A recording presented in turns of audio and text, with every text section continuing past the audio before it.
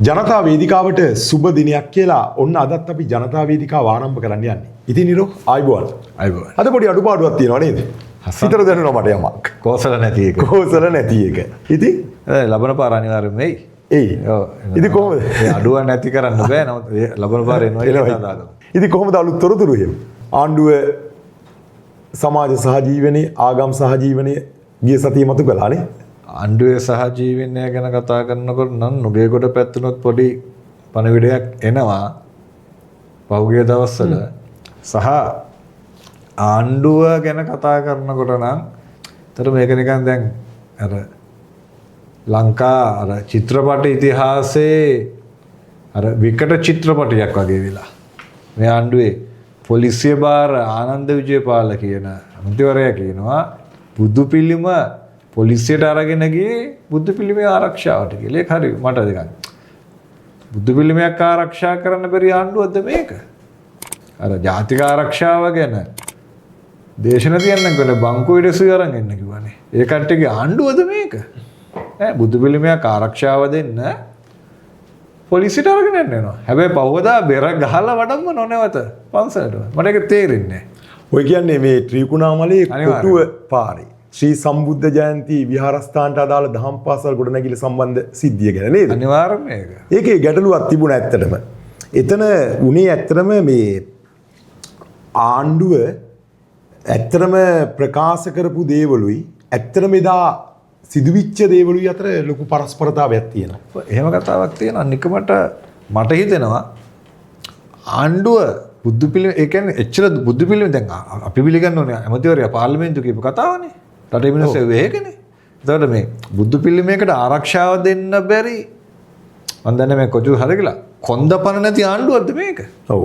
පිළිමයක් ආරක්ෂා කරන්න. එතන මේ නිරෝ ගැටලුව තමයි දැන් පොලිසිය එදා රාත්‍රියේ බුදු පිළිමය විහාරස්ථානයේ ඉඳන් පොලිසියට වඩම්මන්නේ බුදු පිළිමේ ආරක්ෂාවට. ඔව්. එතෙන්දී මේ බුදු පිළිමේ ආරක්ෂාවට කවුද තර්ජනයක් කරන්න හිටියේ කියන ප්‍රශ්නේ එනවා. සහ ඒ තර්ජනය කරන්න හිටපුවාට හිටියා නම් ආණ්ඩුව බයද? ඇයි එතනට පොලිසියෙන් ගොඩවන්න තිබ්බා? ඒක තමයි. දැන් එතකොට ඒ ස්ථානීය තුල බුදු පිළිමය ආරක්ෂා කරගන්න බැරි වුණේ මොකද? අනිත් එක උතර තවත් ප්‍රශ්නයක් පැනලා ගිනවා. මෙතෙන්දී මහජනතාවට ප්‍රශ්නයක් එනවා. පොලිසිය කොතරම් දුරට නීතියානුකූලද කියන ප්‍රශ්නේ. මොකද ඒ පොලිසියේ තිබිච්ච මේ ඒ අසන්තුලිතතාවයේ සිද්ධියේදී පෙනුණා. එතෙන්දී එදා රාත්‍රියේ බුදු පිළිමය ආරක්ෂාවට කියලා පොලිසියට වඩම්මනවා විහාරස්ථානයේ සිට පසුදා නැවත එම ස්ථානයේම ඒක තමයි මම ගාලා විකට පොලිසිය බුදු පිළිමය යලි එම ස්ථානයේම තැන්පත් කරනවා. තව මෙහෙම ප්‍රශ්නකුත් තියෙනවා. ආරක්ෂාවට මේක පොලිසියට වැඩමුවා නම් කාගෙන්ද මේක ආරක්ෂා කරන් තිබ්බේ? බුද්ධ තොරතුරු ආවද? කෝදන් ඒවට ගත්තේ මොනවද?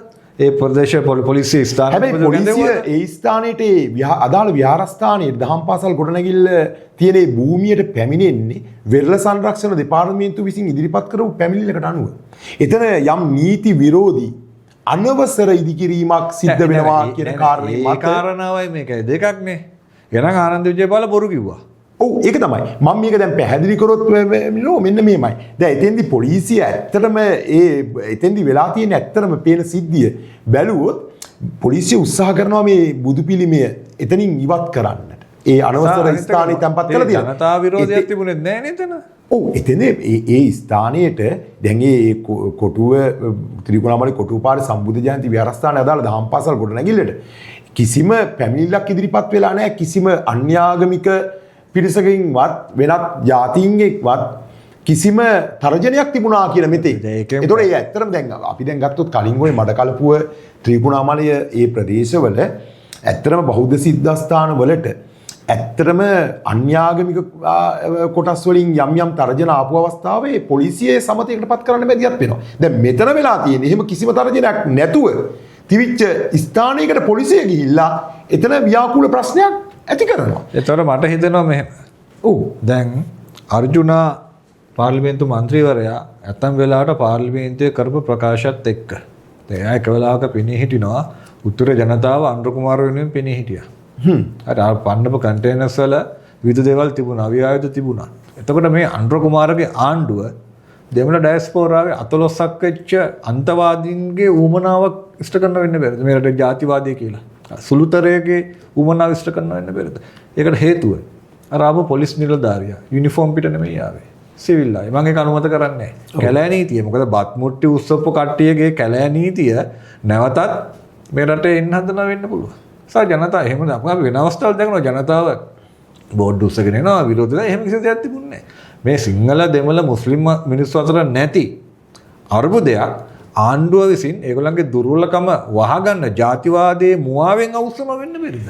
දැන් මෙහෙම දෙයක්ත් තියෙනවානේ. දැන් අපි ආණ්ඩුව අන්තවාදී ආගම්වාදී විවිධ දේවල් ගැන කතා කරනවානේ. නමුත් මේක අපි කැමති වුණත් අකමැති වුණත් ව්‍යවස්ථාවක් තියෙනවා. ඒකට ආණ්ඩුකම ව්‍යවස්ථාව. ඒකෙන් කොහොමද මේ කාරණාව මේ බුද්ධ ආගම සහ අනිත් ආගම් පිළිබඳව සමානාත්මතාවය සහ ඒ කාරණාව කොහොමද අපි පැහැදිලි කරන්නේ? ඕනිරෝ මෙහෙමයි. දැන් ආණ්ඩුක්‍රම ව්‍යවස්ථාවේ පැහැදිලිව 9 වෙනි මගන්තිය මගින් කියලා තියෙනවා ලංකා ආණ්ඩුව බුද්ධ ආගමට ප්‍රමුඛ ස්ථානයේ පිරිනමන බවත් ඒ පෝෂණය කිරීම සඳහා වග කියන බව. එහෙම කියලා තියෙනව නේද? පැහැදිලිව කියලා තියෙනවා. ඒක ආනන්ද විජේපාලට මතක් කරලා දෙන්න වෙනවා. ඒක තමයි.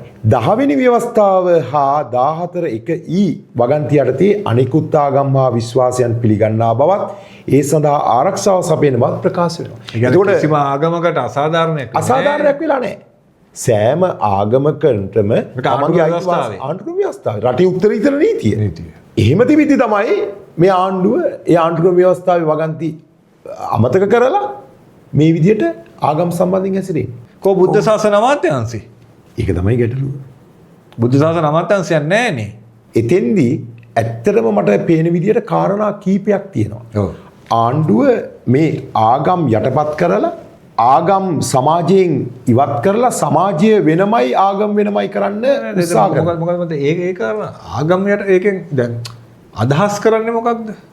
ඒකෙන් මම ඔබතුමා හිතන්නේ මොකක්ද ඒකෙන් බලාපොරොත්තු වෙනවා? ආගම යටපත් කළා කාටද ඒ ප්‍රශ්නයක් තියෙන්නේ? ඔබතුමා ඒකට මෙහෙමයි නිරෝ මහත්තයා අපි හිතන දේ නෙවෙයි ඇත්තටම ආණ්ඩුවේ ඇත්තටම යම් හේතු කීපයක් තියෙනවා මේ ආගම් යටපත් කරන. ඒකට ජාත්‍යන්තර බලපෑම්ද? ජාත්‍යන්තර බලපෑම්ම නෙවෙයි. ජාත්‍යන්තර බලපෑම්ම නෙවෙයි. මේ ආණ්ඩුවට ඇති වෙන තියෙන මේ විශේෂ හේතු කීපයක් තියෙනවා. එකක් තමයි ආණ්ඩුවේ ඇතැම් කාරණා, ඒ කියන්නේ ඇතැම් ඒගොල්ලන්ගේ දේශපාලන න්‍යායන් එක්ක මේ ආගම්වල තියෙන මතවාද ගැටෙනවා. සරලම දේ සමලිංගික කාරණා පිළිබඳ. ඒ කියන්නේ සඳරාජිත ඔයා කියන්නේ දැන් මේ වර්තමාන ආණ්ඩුව ආණ්ඩුක්‍රම ව්‍යවස්ථාව පැත්තක දාලා පන්ති පහේ කාරණා න්‍යායාත්මක කාරණා ඔතනට ගේනවා කියලාද? අනිවාර්යෙන්ම. එහෙම ඒක සමාජයේ සවිඥානිකව බැලුවොත් එතරම් ජනතාව මම හිතන්නේ මීට වඩා සවිඥානික වුණොත් මේ ඇති වෙන මේ සියුම් කාරණා ඇත්තටම විශ්ලේෂණය කරගන්න පුළුවන්. එතෙන්දී ඇත්තටම ඒ ආණ්ඩුවේ ඇතැම් තියෙන අදහස් එක්ක ආගමික මතවාද ගැටෙනවා. ගැටෙනකොට ආණ්ඩුව උත්සාහ කරනවා ඒ ආගමික මතවාද සමාජයේ යටපත් කරන්න. අනිත් කාරණේ තමයි සමහර ප්‍රධාන දේශපාලන ප්‍රවාහයේ ඉන්න පක්ෂ අපි ගත්තොත් සමගි ජන බලවේගය පක්ෂය ශ්‍රී ලංකා පොදු ජන පෙරමුණ ඒ පක්ෂ සතුව තියෙන මේ ආගමික පසුබිම සාමාන්‍ය එක්ක මේ ජාතික ජන බලවේගයට දිරවන්නේ නැති ගතියකුත් එතන නිර්මාණය වෙලා කියනවා. ඒ කියන්නේ ඔබතුමා කියන්නේ දැන් ජාතික ජන බලවේගය කියන්නේ ජනතා විමුක්ති පෙරමුණ විතරක් නෙමෙයි. මේ NPP කියන එක මේ දෙගොල්ලන්ගේ සංකලනයනේ. මේ දෙගොල්ලම එක තැනක දෙක තැනකට කොටු වෙනවා. මේගොල්ලන්ට ආගම ඇලර්ජික් වෙනවා. ඒක තමයි කාරණා. තවත් කාරණයක් තියෙනවා. දැන් ඇත්තටම ගත්තොත් ජාතික ජන බලවේගයේ විදියට තියෙන වෙස්මුණක්. ඔබතුමාට ඒක තේරෙනවද? නෑ වෙස්මුණ ටික ගැලවි යනවා. ඒවට වෙස්මුණක් තමයි ඒගොල්ලෝ තියෙන්නේ. ඒ කියන්නේ ජාතික හා විජාතික ප්‍රජාව සතුටු කරන්නේ ඒගොල්ලෝ බැඳගත්තු වෙස්මුණක් තමයි ජාතික ජන බලවේගය කියන්නේ. ඒ වෙස්මුණ ගැලෙව්වහම නැවතත් මතුවෙන්නේ අර සාම්ප්‍රදායික කොමියුනිස්ට් වාදය. ආයි බාධක නැතර රෝහණ විජේවීරගේ ජනතා විමුක්ති පෙරමුණත් ඕකමද? ඕකේ ඒ අදාළ දේවල් තියෙනවා. රෝහණ විජේවීරගේ ජනතා විමුක්ති පෙරමුණේ. ඒ සංකල්ප තාමත් යම් දුරකට මේගොල්ලෝ තුල තියෙනවා. සහ ඒ සංකල්ප විකෘති වීමකුත් පෙන්눔 කරනවා. රෝහණ විජේවීරගේ.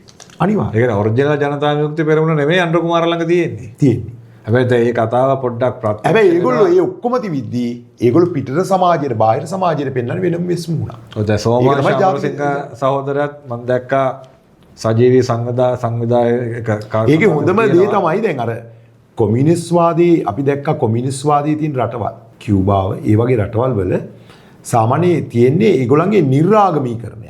ඇත්තටම ආණ්ඩුව නිර්ආගමීකරණය වීමක් බලාපොරොත්තු වෙනවද මේ සමාජයේ?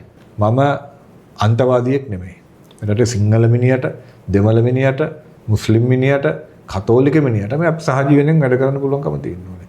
දැන් සමාජ මාධ්‍යයේ ප්‍රබල මතයක් යනවා ආනන්ද විජේපාල ආනන්ද වෙන නමක් එක්ක. මම ඒක කියන්න කැමති නෑ. නමුත් ඒ කාරණාවත් එක්ක ඒ වගේම එතුමා හිටපු පොලිසිය SI මහත්තයෙක් කියලා කතාවකුත් තියෙනවානේ.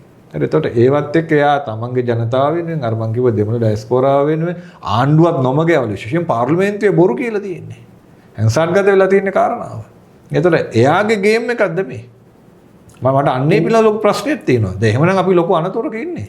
මේ ජනතා විමුක්ති පෙරමුණට එහෙම නැත්නම් NPP එකේ සංකල්ප වලට ආපෝද වියද? එතකොට එයාගෙත් ඒ අපි තුන් දැන් උදුරේ බහුතරයක් ඉන්න ද්‍රවිඩ ජනතාව අදහන Hindu ආගම ඒක ඒගොල්ලන්ගේ පිළිමවන්දනාව තියෙනවනේ අපි දැකලා තියෙනවනේ.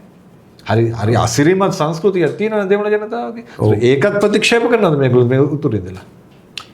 ඒක තමයි. එතන දැන් ඕකේ දැන් ඇත්තටම තියෙන විකෘතිය. අනිවාර්යයෙන්. ඒකයි මම මේ කිව්වේ මේ විකෘතිය ජනතාව ඒක විකෘතිය විශ්ලේෂණය කිරීම ටිකක් හරි අපහසුතාවයක් තියෙනවා. විකෘතිය දැන් අපිට පැහැදිලි රූපයක් අපිට විශ්ලේෂණය කරන්න පුළුවන් වුණාට මේ වෙලා තියෙන විකෘතිය අපිට විශ්ලේෂණය කිරීමේ ගැටලුවක් තියෙනවා. මොකද මේගොල්ලෝ ඇත්තටම පිටර සමාජයට පෙන්වන මුහුණ නෙවෙයි ඇත්තටම ඇතුළේදී. ඒකට අපිට ඒක තේරුම් ගැනීම ටිකක් ගැටලුවක් තියෙනවා. මේගොල්ලන්ගේ මේ අදහස් ප්‍රතිපත්තිවල ඔක විකෘතිය මේක හරි විකෘතියක් නේ.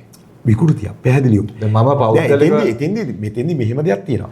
ඒගොල්ලෝ සමහර අවස්ථාවල ඇත්තටම ආගම පාවිච්චි කළා බලය මේ කරගන්න. විශේෂයෙන් අර පාස්කු ප්‍රහාරය පිළිබඳ සිද්ධිය. ඒකෙදි සාධාරණ පරීක්ෂණයක් කළා වරදකරුවන්ට අනිවාර්යෙන් නීතිමය දඬුවම් දෙනවයි කියන එක ආයි බාධා කරන පුදුම කතාවට. දැන් එහෙම සාධාරණ පරීක්ෂණයක් කළේ නෑනේ අපි කළේ නෑ. ඉතින් ඉබ්‍රාහිම් නාන හිරේ ඉන්නේ බේ. ඔව්.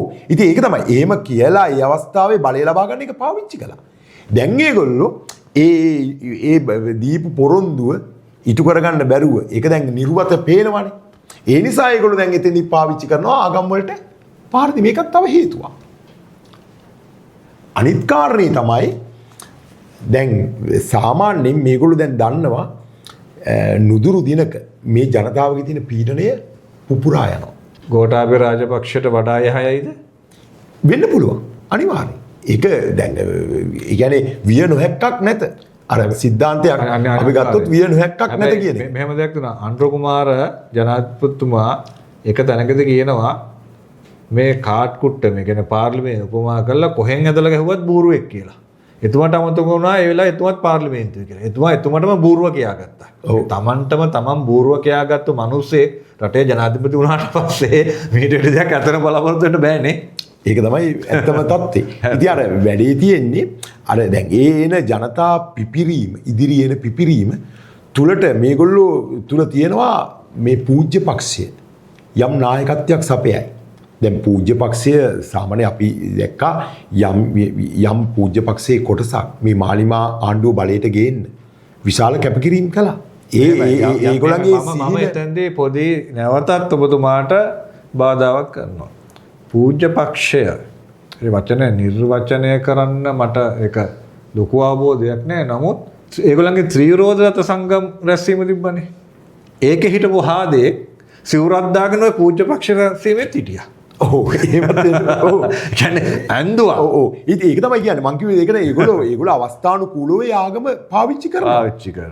බලය ලබා ගන්න බලය දැන් අපිට පැහැදිලි මේ ආනන්ද විජේපාලගේ නාට්‍යයත් තමන්ගේ බලය රැකගන්න ගිලිහෙන දේ නැවත රැකගන්න ත්‍රිකුණාමලයේ කළෙත් මේගොල්ලෝ නාට්‍යයක් කරේ. ඒක තමයි ඒ ස්වභාවය. ඒ කොමියුනිස්ට්වාදී තියෙනම ස්වභාවයක් ඒක. ඒක ඒගොල්ලෝ අවස්ථානුකූලව ඒ ජාතිවාදී ඒ වගේ දේවල් ඊළඟට ආගම්වාදී ඒවත් පාවිච්චි කරනවා. සහ ඒගොල්ලෝ ඒ අතර ඒගොල්ලන්ගේ තියෙන යටි සිද්ධාන්ත තමයි නිර්ආගමීකරණය. සමාජයෙන් ආගම බැහැර කිරීම. මම දන්නේ අනුර කුමාර දිසානායක ජනාධිපතිතුමාට දැන් අපි කෙනෙක්ට කියන්න පුළුවන් අනුර කුමාර ජනාධිපතිතුමා මේකට සම්බන්ධ නැහැ. එතුමා මේක දන්නේ නැහැ කියලා. එනිත් ඇත්තට එතුමා පඹේක් වෙන්න බෑ. පොලිසිය භාර ඇමතිවරයා ගන්න තීන්දුවක්. ඔව්. මේ බරපතල මේක සුළුවට ගන්න එපා. දැන් අපි හිතමු අර මොකක් හරි ගින්දර පොඩි කොටසක් වේලිච්ච පොල්වකට දැම්ම කියන්නකෝ. හිතන්නේ නැතුව කැලෑ ගණන් අක්කර ගණන් ඇවිල්ලා යන්නේ. ඒ වගේ සිදුවීමක් මේක. මේ රට ජනතාව බුද්ධිමත් වෙච්ච හින්දා සහ බලයට පත් වෙන්න කියපු බොරු කන්දරාව බලයට පත් වෙච්ච දවසේ ඉඳලම එකින් එක කියපු දේවල් වෙච්ච නිසා මේ රට ජනතාව අවබෝධයෙන් හිටියා. නැත්තම් ලොකු ව්‍යසනයක් වෙන්නේ. ලොකු ව්‍යසනයක් වෙන්නේ. පැහැදිලිවම. ඉතින්දී අනිත් එක තමයි අපි කියමු මෙහෙම දැන් ආණ්ඩුව පැත්තෙන් කියනවා අපි මේකට කිසිම සම්බන්ධයක් නැහැ මේක ජාතිවාදී කොටස්. ඒත් ආණ්ඩුවට මේ ප්‍රශ්නේ මීට වැඩිය හොඳට කළමනාකරණය කරන්න අනිවාර්යයෙන්ම. ආණ්ඩුවේ ප්‍රශ්න කළමනාකරීමේ දුර්වලතාවය පැහැදිලිව තියෙනවා. මොකද අනුර කුමාර දිසානායක මහත්තයාගේ අතීතය ඉඳන් බැලුවාම පේන්නේ එයා ප්‍රශ්න කළමනාකරණය කරපු කෙනෙක් නෙවෙයි. ප්‍රශ්න දේශපාලනීකරණය කරලා තියෙනවා. ප්‍රශ්න කළමනාකරණය කිරීමයි දේශපාලනීකරණය කිරීමයි කියන්නේ දෙකක්. පැහැදිලිවම දෙකක්. ඒක තමයි තාමත් ඒගොල්ලෝ කරන්නේ. මේ ප්‍රශ්න දේශපාලනීකරණය. එයාගේ දේශපාලනීකරණය නිසා නැත්නම් දුර්වලතාවය නිසා මේ රට නැවත ගිනිගොඩට යන්න දෙන්න බෑ. ඔව්. රටක් විදියට. ඒක තමයි. ඔතන දැන් ඇත්තටම ඕක ආණ්ඩුව යම් ආයුධයක් විදිහට ওই සිද්ධිය පාවිච්චි කරා වෙන්න පුළුවන්. ආණ්ඩුව මැව්වා වෙන්න පුළුවන්. මොකද 21 වෙනිදා ඒ පහුගිය 21 වෙනිදා ඔය සිද්ධියට දවස් කිහිපයකට පස්සේ මේ පක්ෂ ගණනාවක් එකතු වෙලා නුගේගොඩ ජනතා විරෝධයක් සම්බන්ධ කළේ. ඔව් ජනතා විරෝධයක් සංවිධානය කළා තිබුණා. දැන් ඒකෙන් ආණ්ඩුව වෙනුවෙන් පෙනී හිටින අතලොස්සක් ඔය තියෙනනේ ඩෝබිලා කියලා හොදන කට්ටිය. පළවත්තේ කාර්යාලේ ඉඳලා සමාජ මාධ්‍ය හරහා මේ පතුරවන කට්ටිය. ඒගොල්ලෝ කියනවා නාමල් රාජපක්ෂ ජාතිවාදී අවුස්සල නැවත බලයට ගේන්න හදනවා කියලා. අපිට පිස්සුද සඳරාජිත? මේ රටේ මිනිස්සුන්ට පිස්සුද නාමල් ආයි බලයට ගේන්න? මේ නැති ප්‍රශ්නයක් නැති වෙන්නේ. කල්පනා කරන්න නාමල්ව බලයට ගේන්නේ. එහෙම මේක අර අපි කතාවට කියන්නේ පොඩි කාලේ ඔළුවට පොල් වැටිලා කියලා. මේ රටේ මිනිස්සුන්ට එහෙම වෙලා නැහැ. දැන් අනුර කුමාරව බලයට ගෙනලා මට්ටු වෙලා තියෙන්නේ. අපි කොච්චර එපා කිව්වත්. ඔව්. නිසා මේක මේ ආණ්ඩුව එහෙම නැත්නම් ආණ්ඩුව ඒගොල්ලන්ගේනේ. ආණ්ඩුවේ නාමල් වෙන්න එපා. ආණ්ඩුව වෙන කාගේවත් වෙන්න එපා. ඔව් ඒක තමයි එතන දැන් අර මං කිව්වේ අර වාමාංශික දේශපාලන පක්ෂ උත්සාහ කරනවානේ ඒ ජනතා විරෝධය වෙන අතකට යොමු කරන්න සහ Tamanට මේකේ වාසියක් ලබා ගන්න මේ ජාතිවාදී ආගම්වාදී පාවිච්චි කරනවා. මේ 21 වෙනිදා ඒ ආපු ජනතා විරෝධය වෙනත් පැත්තකට ඒ ආණ්ඩුවට එල්ල වෙන පීඩනය වෙනත් පැත්තකට හරවන්න ඒ මිනිසුන්ගේ සිතුම් පැතුම් වෙනත් පැත්තකට හරවන්න මේ සිද්ධිය මම හිතන්නේ ආණ්ඩුව හිතාමතාම නිර්මාණය කළා කියලා. දැන් ඒගොල්ලෝ මේ ගහන්න ඔක්කොම ගේම්නේ. දැන් ක්ලීන් ශ්‍රී ලංකා කියලා එකක් කළා. අසාර්ථකයි. දැන් කුඩු මොකක් ඉවත් වෙනවද ඉල්ලාස් වෙනවද? දැන් ක්ලීන් ශ්‍රී ලංකා වැඩසටහන තාම තියෙනවද? ඒක තමයි මම නම් දැක්කේ නෑ කොහෙද. නෑ ඒ වැඩසටහන ක්ලීන් වෙලා. වැඩසටහන ක්ලීන් වෙලා. ක්ලීන් ශ්‍රී ලංකා වැඩසටහන ක්ලීන් වෙලා. ඒක තමයි වෙලා තියෙන්නේ. ඒක තමයි වෙලා තියෙන්නේ. දැන් ඔය සල්ලි වෙදම් කළා. මේ රටේ මිනිස්සුගේ බදු මුදල්නේ. මම දකිනවා හැම පොලිසියකම ගහලා තියෙනවා ඉවත් වෙන. කියන්නේ මද්ද්‍රව්‍ය ව්‍යාපාරය. හැබැයි වැඩිපුරම අහුනේ ඒගොල්ලන්ගේ മന്ത്രിවරු. අර විදුහල්පතිතුමාගේ කතන්දරය ගන්නකො. පාසලක විදුහල්පතිවරයෙක් මද්ද්‍රව්‍යත් එක්ක අහු වෙනවා. එයාගේ බිරිඳ මාලිමා മന്ത്രിවරයා. නාගරික മന്ത്രിවරියා. අර එතකොට මේ ඒ ටික වහන්න ජාතිවාදී අවුස්සනවා. ඔය මේ කරන්නේ. දැන් මෙච්චර කල් ජනතා විමුක්තිවරු මාලිමා කඳවුර සමාජයට ස්ථානගත කරපු මතයක් තමයි අපේ ඉන්නේ සුද්ධවන්තයෝ. ඉතින් දැන් ඒක තවදුරටත් ඒක ගෙන යන්න පුළුවන්ද? එතන බරපතල අරෝධයක් තියෙනවා. අපි සාමාන්‍යයෙන් ට්‍රීවලර් එක ගන්නකො. පොලට යන්නකො. බස් එක යන්නකො. පොඩි තේ කඩේක තේ එකක් බොන්නකො. බරපතල විරෝධයක් ආණ්ඩුවට මතුවලා තියෙනවා. ඒ වෙනුවෙන් මේ ආණ්ඩුව ජාතිවාදී අවුස්සලා සිංහල දමළ මිනිහාගේ සමගිය නැති කරලා මාතෘකාවක් බිහි කරලා Taman වෙත එල්ල වෙන ජනතා විරෝධය. ඩොකුමාරට මේ ඇත්තටම ලැජ්ජ හිරිකිත කාරණාවක් මේක. අපිට ආපහු යුද්ධයකට යන්න බෑ. මේ රට ඉස්සරහට යන්න ඕනේ. විශේෂයෙන් 2028 වෙනකොට මේ රටේ වෙන අර්බුදය කළමනාකරණය කරගන්න ඕනේ. ඒක වෙනුවට මේ తాවකාලික ටොපි ටොක්චර් දීලා වැඩක් නෑ. මේ වෙන්නේ ඒක. එකත් එහෙමයි. මේකත් එක්කම සම්බන්ධ වෙනකොට දැන් හිතන්නකෝ දැන් අපි මේ මහ පොළොවේ පය ගාලා ඉන්න මිනිස්සු විදියට එක්කෙනෙක් ලිංගික අධ්‍යාපනය පොඩි උන්ට උගන්වන්න හදනවා. තව කට්ටිය බුදු පිළිම අයින් කරන්න හදනවා. නිරාගමීකරණය කරන්න හදනවා. හරි. ඔය ඕනම මිනිහෙක්ට Taman කැමති ආගමක් අදහන්න අයිතිය තියෙනවා. හැබැයි ඒ ආගමත් එක්ක බැඳලා තියෙන මේ රටේ සංස්කෘතිය, ඒ සංස්කෘතියෙන් පෝෂණය වෙච්ච ජන ජීවිතය, ඒක නැති කරන් දෙන්න බෑනේ මේ ආණ්ඩුවට. මොකද ඕනම අම්මා තාත්තෙක් දරුවෙක්ට අධ්‍යාපනය ලැබලා දෙනකොට මේ සමාජ ජීවත් වෙන්න හරි වැරද්ද කියලා දෙන්න ඕනේ. ඒක මේ ආණ්ඩුවෙන් දැන් බලාපොරොත්තු වෙන්න බෑ. ඔව් සමාජයක ඉතින් සාරධර්ම ආහාර පද්ධතිය නිර්මාණය වෙන්න ආගමකින් ලොකු පිටුවහලක් ලැබෙනවා. ඒ ඕනම ආගමකින්. පුන පුනා උල්ලංඝනය කරන ඒක බුද්ධ ආගමද, ක්‍රිස්තියානි ආගමද, හින්දු ආගමද, ඉස්ලාම් ආගමද කියන එක කොයි ආගමිනුත් ඒ සමාජයක ආහාර පද්ධතිය නිර්මාණය වෙන්න ලොකු පිටිවහලක් ලැබෙනවා. අදාළ ආගමෙන් හම්බෙනවා. ආගම බුද්ධ ආගමද, කතෝලිකද ඒක කියන එක අදාළ නැහැ. ආගමෙන් යම්කිසි සංස්කෘතික පුනර්ජීවනයක් සිද්ධ වෙනවා. මේකත්තකින් මෙහෙමත් හිතනනේ. අපිට හොඳ වැඩේ කියලාත් හිතෙන්නේ නැද්ද? ඔව්. විපා කියද්දි මේක කරලා දැන් අපි විඳවනවා.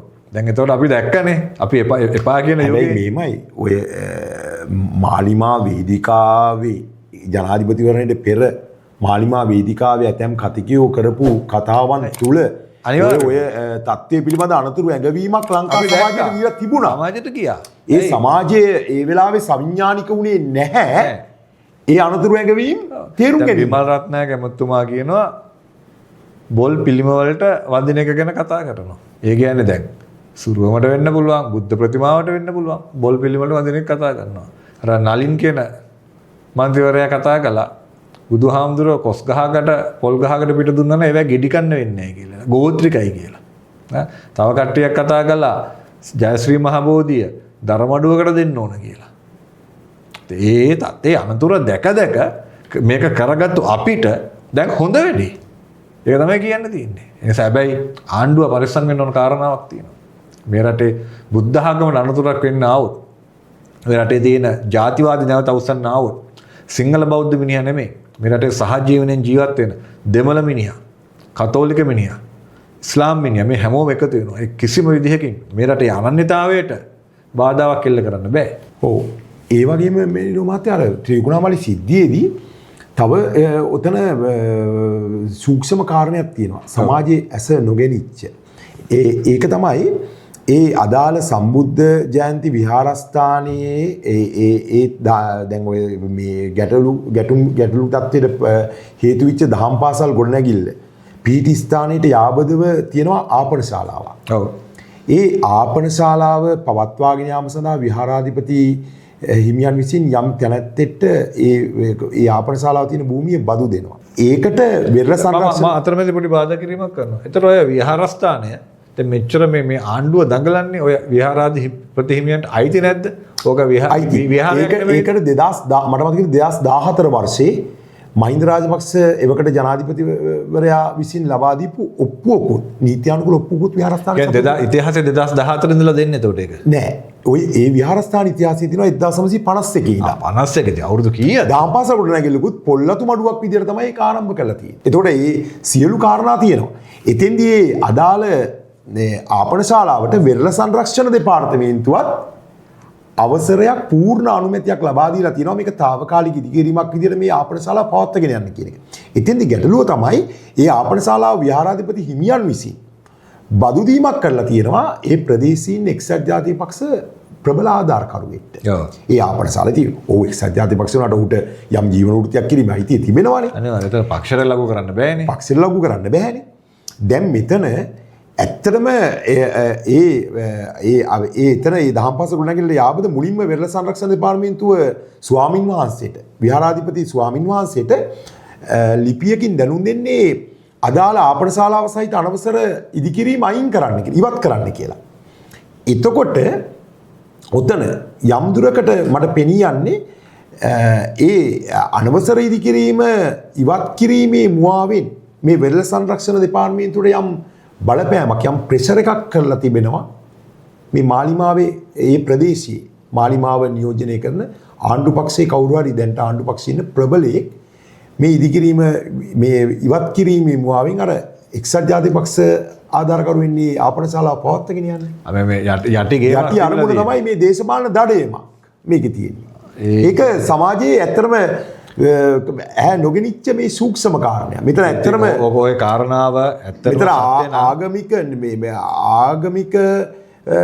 මර්ධනයකට වැඩිය මට හිතෙන්නේ ඔක දේශපාලනික මර්ධනයකුත් උතන තියෙනවා කියන කාරණේ මට එහෙම බැලුවා මේ ආණ්ඩුව ඇත්තටම ඒ කියන්නේ හරිම ඒ කියන්නේ වචන නැහැනේ. තෝක ගැසිලා ගියා නම් මේ රටේ ජාතිවාදී කාරණාවකට මුල් බීජය වෙනවනේ ඕක.